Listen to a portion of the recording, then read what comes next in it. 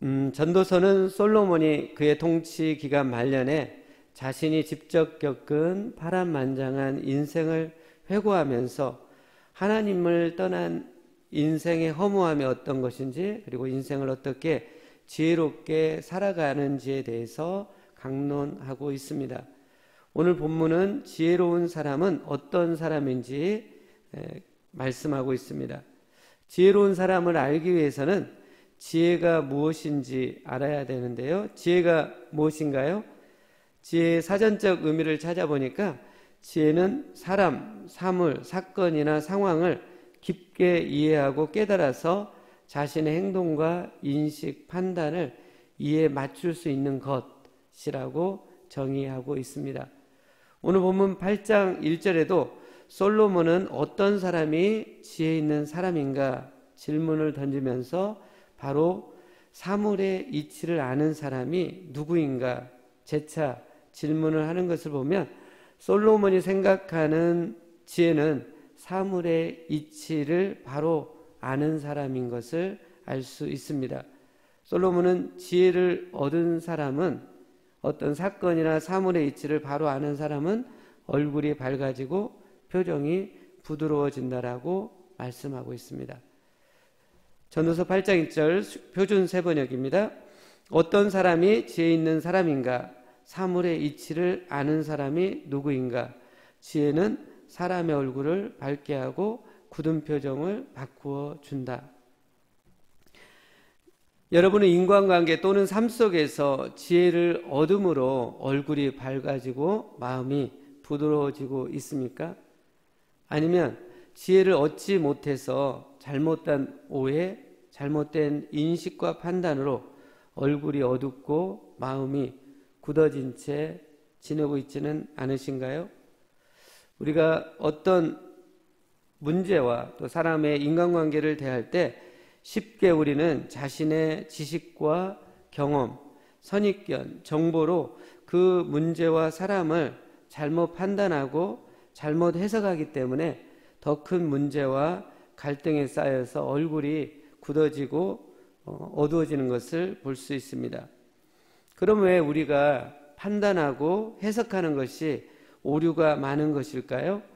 그 이유는 우리가 갖고 있는 지식, 경험, 선입견, 정보에 오류가 많기 때문에 그렇습니다.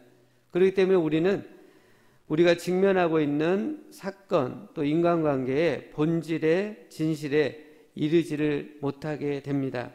그렇기 때문에 오해가 생기고 서운하고 억울해하면서 화를 내고 굳어지면서 단절을 하는 것을 볼 수 있습니다. 철학자 임마누엘 칸트는 우리는 우리 자신의 경험과 지식으로 사건을 보기에 본질에 이르지 못하고 단지 현상만을 안다고 했습니다. 맞는 말 아닌가요? 그렇기 때문에 우리가 갖고 있는 생각, 판단은 상당수가 잘못되고 오판인 것들이 많습니다. 특별히 다른 사람들에 대한 판단은 대부분이 오판입니다. 그런데 왜 우리들은 자신이 잘못된 생각과 경험으로 잘못 판단하고 있으면서도 자신이 맞다고 옹고집을 피우는 걸까요? 그 이유는 우리 마음이 죄로 인해 상상 이상으로 심각하게 거짓되고 부패했기 때문에 그렇습니다. 인간이 전적으로 타락했기 때문에 그렇습니다. 그렇기 때문에 인간 스스로는 옳고 정확한 이해와 판단을 할 수 있는 지혜를 얻기가 불가능합니다. 그러면 우리는 어디에서 옳고 정확한 이해와 판단을 할 수 있는 지혜를 얻을 수 있을까요? 지혜서인 잠언에서 솔로몬은 지혜를 어디에서 얻을 수 있는지 말씀하고 있습니다. 솔로몬은 여호와 하나님을 경외하는 것이 지식과 지혜의 근본이고 시작이라고 말씀하고 있습니다. 잠언 9장 10절입니다.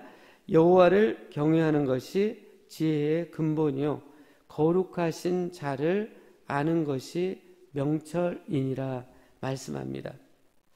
여기서 경외라는 것은 무엇일까요?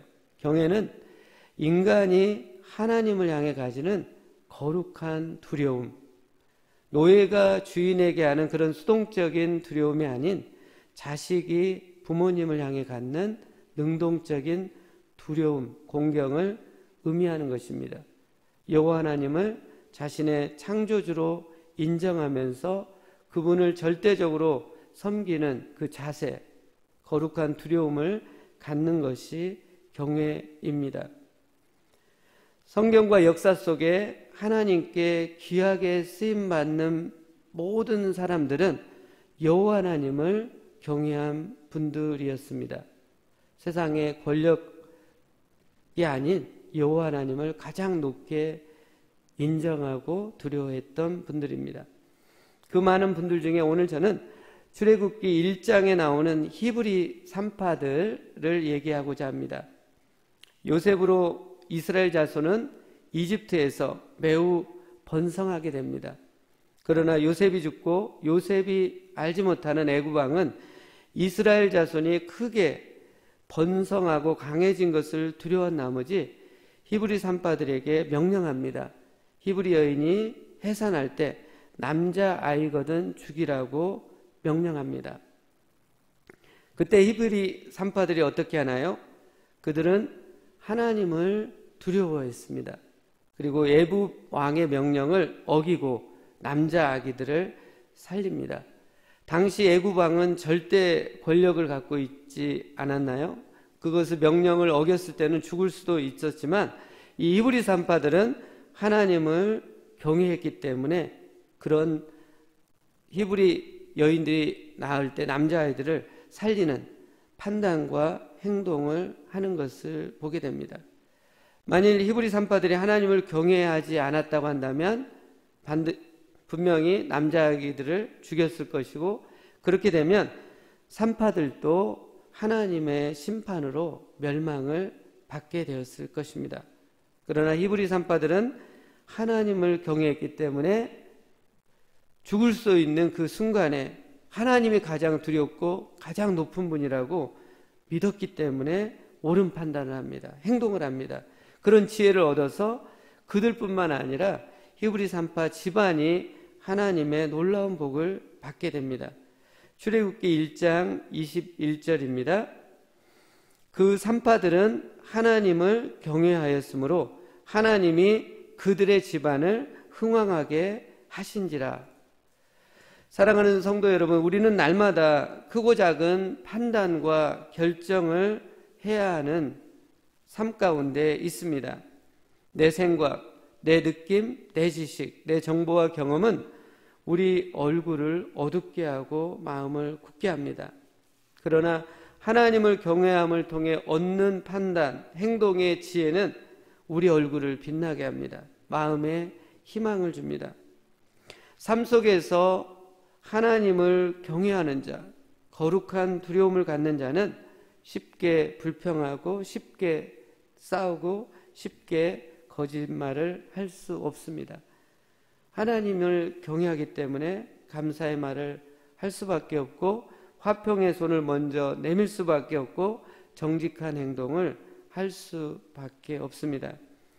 그러기에 날마다 삶 속에서 하나님을 경외하는 마음과 태도를 갖고 살 수 있기를 원합니다. 그때 우리는 하나님이 주시는 지혜를 받아서 말하고 행동함으로 우리 삶에 하나님이 주시는 놀라운 형통의 복이 임하게 될 것입니다. 오늘 2절부터 5절까지는 왕의 권세에 대해서 말씀을 해주고 있습니다. 솔로몬 자신이 왕이었기 때문에 왕의 입장에서 자신의 권세 아래에 있는 부하들이 어떻게 지혜롭게 행해야 하는지에 대해서 말씀을 해주고 있습니다. 2절부터 5절까지 내용을 표준세법 번역으로 제가 간단하게 정리해서 말하자면, 왕의 명령에 복종하고 왕이 싫어하는 일은 고집하지 말고 왕에게 따지지 말고 왕의 명령을 잘 지키면 안전하게 될 것이다 말씀하고 있습니다. 솔로몬은 지혜로운 자는 왕의 권위를 인정하고 존중하며 왕에게 적절한 때에 적합한 행동으로 대할 줄 아는 사람이라고 말씀하고 있습니다. 표준세 번역으로 전도서 8장 5절 읽겠습니다. 왕의 명령을 지키는 이는 안전하다. 지혜 있는 사람은 언제 어떻게 그 일을 하여야 하는지를 안다. 지금 우리는 왕정 정치가 아닌 시대에 살고 있어서 왕이 없는 세상에서 이 솔로몬이 주시는 말씀을 어떻게 우리 삶 가운데 적용할 수 있을까요? 우리에게 왕은 없지만 우리 모두는 가정과 교회, 사회에서 왕 대신에 권위자가 있습니다. 여러분은 여러분의 권위자를 어떤 마음과 자세로 대하고 있으신가요? 로마서 13장 1, 2절입니다. 각 사람은 위에 있는 권세들에게 복종하라. 권세는 하나님으로부터 나지 않음이 없나니 모든 권세는 다 하나님께서 정하신 바라. 그러므로 권세를 거스르는 자는 하나님의 명을 거스름이니 거스르는 자들은 심판을 자취하리라. 이 말씀을 통해 깨닫게 되는 것은 모든 권세, 즉 가정과 교회, 사회에 존재하는 모든 권세는 하나님께서 부여하셨다는 것입니다. 그러기에 우리는 가정과 교회, 사회에서 우리의 권위자에게 권위를 주시는 분이 하나님이심을 믿고 권위자를 인정하고 존중해야 합니다. 권위자를 인정하고 존중하는 것은 무엇으로 나타나나요? 권위자에게 복종하는 겁니다. 그런데 권위자에게 복종하라고 하면 우리 안에 큰 거부감이 일어남을 금할 길이 없습니다. 왜냐하면 죄성이 있는 사람이 갖고 있는 가장 근본적인 욕망은 뭐냐면 남들과 비교하고 대적해서 남들보다 높아지는 것입니다. 이것은 죄를 일으킨 사탄이 하나님과 대적해서 하나님보다 높아지려다가 심판을 받은 것에서 극명하게 보여집니다. 남들보다 높아지려고 하는 것이 인간의 가장 근본적인 욕망이기 때문에 다른 뜻은 뭐냐면 해석하면 복종하는 것이 제일 어렵다는 것입니다. 그런데 우리가 어떻게 복종할 수 있을까요?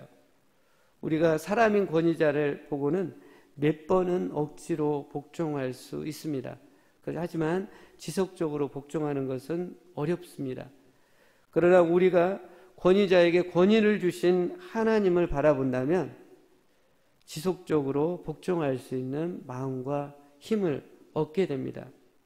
그리고 로마서 13장 말씀을 통해서 깨닫게 되는 것은 우리는 부득불 권세자에게 복종해야 합니다. 그 이유는 권세자에게 거역하는 자에게 하나님의 심판, 화가 임하기 때문에 그렇습니다. 사탄이 최고의 권위자이신 하나님을 대적하여 하늘에서 떨어져 땅에 찍히는 심판을 받은 것처럼 권위자에게 대항하여 하나님의 심판을 받은 자들을 성경에서 또 우리 교회 생활 가운데 또 쉽게 찾아볼 수 있습니다. 하지만 예수 그리스도는 자신의 권위자이신 하나님 아버지께 가장 완전한 복종을 하심으로 모든 이름 위에 가장 뛰어난 이름을 하나님 아버지로부터 받으셨습니다. 예수님은 하나님이셨지만 하나님과 동등됨을 버리시고 낮아지셔서 죽기까지 복종하신 분이십니다. 예수님은 이 땅에 오셔서 예수님 자신의 뜻을 이루려 하지 않고 자신을 이 땅에 보내신 하나님 아버지의 기쁘신 뜻을 구하고 행하셨습니다. 이를 통해서 깨닫게 되는 것은 복종은 내가 생각하고 원하는 것을 하는 것이 아니라 권위자가 원하고 기뻐하는 바를 행해야 한다는 것입니다. 그게 복종입니다. 고용인이라면 불의와 악을 행하는 것이 아닌 이상 당연히 고용주가 원하는 방식대로 일하고 행해야 하지 않을까요? 이게 복종입니다. 왜냐하면 하나님께서 고용주에게 권위를 주셨기 때문입니다. 교회에서 여러 우리들이 사역을 하고 있는데요. 사역을 하는 분은 어떻게 해야 할까요? 내 열심과 능력으로 내 사역을 펼치면 안 되죠. 담임 목사님께서 원하고 기뻐하는 바를 향해 가야 되지 않을까요? 왜냐하면 하나님이 교회 가운데 담임 목사님에게 권위를 주셨고 권위자로 세우셨기 때문에 그렇습니다. 가정에서는 하나님께서 남편을 아내의 머리로 세웠기에 남편이 원하고 기뻐하는 바를 행해야 되지 않을까요? 제 얼굴에 미소가 생기는데 죄송합니다. 지금 권위에 대해서 이렇게 말씀하고 있기 때문에 자매님들의 넓은 양해를 부탁드리는 바입니다. 타고난 남편에게 복종하는 것은 누구나 할 수 있죠. 하지만 아내가 보기에 별 탁월해 보이지 않는 남편에게 복종하는 것은 아내의 성숙을 드러내 보이는 것이 아닐까요? 이틀 전에 줌으로 우리 CCC 선교사 부부 모임을 하면서 베트남에 계신 사모님이 나눈 고백이 인상적이었습니다. 지금 결혼 21년 차인데 자신이 생각할 때 남편보다 더 계획적이고 실천력이 있는데 반해 남편은 감성적이고 예술을 좋아하고 느낌 따라 사는 무계획적이고 그렇게 사역과 삶을 해왔다고 합니다. 그렇기 때문에 아내 입장에서는 그 남편을 머리로 인정하지 않고 살아서 트러블이 참 많았다고 합니다. 그러나 2015년도에 한 7년 전에 자신이 예수님을 자신의 구주로 믿음으로 받아들이듯이 믿음으로 남편을 자신의 머리로 인정하고 존중하기 시작했다고 합니다. 그때부터 부부 안에 회복이 일어났고 남편의 권위를 인정하고 존중함으로 보니까 남편이 느낌 따라 즉흥적으로 사역하고 이렇게 생활을 하지만 계획적인 자신보다 더 풍성하게 또 사역적으로 재정적으로 열매를 맺고 있다는 것을 깨달았다고 합니다. 올해 큰딸이 대학을 들어가게 됐는데 감사하게도 아빠의 그 감성적이고 느낌, 예술 그것을 영향을 많이 받아서인지 그 큰딸이 한국의 홍대 미대에 들어가는 그런 은혜도 그 가정 가운데 임했다고 합니다. 여러분, 우리에게 주신 권위자를 인정하고 존중할 때 하나님은 기뻐하시고 우리와 우리 가정과 공동체 가운데 축복을 해 주십니다. 그럼 권위자는 마음대로 권위를 행사하면 되나요? 아니죠. 권위자가 권위를 남용하면 권위주의에 빠져서 많은 사람들에게 상처를 주어 가정과 공동체를 아프게 하고 병들게 함을 보게 됩니다. 예수님은 자신을 따르는 제자들과 사람들의 권위자이셨지만 그들을 향해서 주장하고 강요하지 않고 사랑으로 섬김의 본을 보여주셨습니다. 예수님은 자신이 갖고 있는 권위로 자신의 유익을 위해서 쓰지 않고 자신을 따르는 사람들을 섬기고 희생하는 데 씀으로 인해서 그들로 생명을 얻게 하고 풍성한 삶을 살도록 인도하셨습니다. 하나님이 주신 권위로 다른 사람을 섬기고 위하는 권위자를 통해서 가정과 공동체는 행복하고 또 풍성한 열매를 맺게 됩니다. 6절부터 8절까지는 장래에 무슨 일이 일어날지 모르지만 모든 일에는 알맞는 때가 있고 방법이 있다고 말씀하시면서 확실한 것은 사람이 죽음을 피할 수 없다는 것과 행악자는 반드시 심판을 받는다는 것을 말씀하고 있습니다. 표준세 번역입니다. 전도서 8장 7절 무슨 일이 일어날지 아무도 모른다. 앞으로 일어날 일을 말하여 줄 수 있는 사람이 누구인가? 솔로몬은 인간은 내일 일을 알 수 없다는 것, 반드시 죽음이 있다는 것, 악을 행하면 심판이 있다는 것을 말씀하시면서 인간 스스로의 힘과 노력으로는 인생을 최선으로 펼쳐갈 수 없음을 알려주고 있습니다. 그러면 우리는 알 수 없는 지점에 악이 덫처럼 놓여있는 이 미래를 어떻게 헤쳐갈 수 있을까요? 이에 대해 솔로몬은 잠언에서 그 해답을 주고 있습니다. 잠언 3장 5절 6절입니다. 너는 마음을 다하여 여호와를 신뢰하고 내 명철을 의지하지 말라. 너는 범사에 그를 인정하라. 그리하면 내 길을 지도하시리라. 우리가 마음을 다하여 주님을 신뢰하고 범사에 주님을 인정할 때 과거와 현재와 미래를 다 아시는 전지전능하신 하나님께서 우리 인생을 가장 좋은 때에 최선의 길로 인도해 주심을 알 수 있습니다.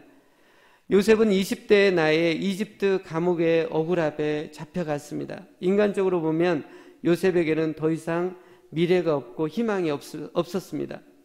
노예의 신분에다가 20대에 감옥살이를 했으니까요. 그러나 요셉은 감옥에서 하나님과 동행합니다. 그리고 죄수들과 좋은 인간관계를 맺었고 맡겨진 일에 하나님이 인도하신 거라고 믿고 최선을 다합니다. 결국 요셉은 감옥에서 바로 왕의 궁전으로 가게 됩니다. 제수에서 총리가 됩니다. 누구도 상상할 수 없었던 일들이 요셉에게 일어납니다. 사랑하는 성도 여러분, 우리는 한 치 앞도 모르는 삶을 살아가고 있습니다. 하지만 우리가 온 마음을 다해서 전지전능하신 하나님을 신뢰하고 지금 직면하고 있는 이 삶을 하나님이 주신 것으로 인정하고 최선을 다한다면 하나님께서는 우리를 가장 좋은 때에 우리가 상상하지 못했던 최선의 길로 인도하실 것입니다. 그 주님을 더 신뢰하고 사랑하고 기대하면서 오늘을 충실하게 사시고 내일을 기대하면서 나아갈 수 있기를 바랍니다. 기도하겠습니다. 살아계신 하나님, 감사하고 찬양합니다. 하나님을 경외함으로 지혜를 얻어서 저희가 얼굴이 반짝반짝 빛나게 하시고 또 하나님이 주신 권위 앞에 복종하고 존중하는 마음을 갖고 살 수 있게 해주시고 더 전능하신 하나님을 의지함으로 오늘과 또 내일을 향해서 충실하게 나가는 저희들 되게 하옵소서. 예수님의 이름으로 기도합니다. 아멘.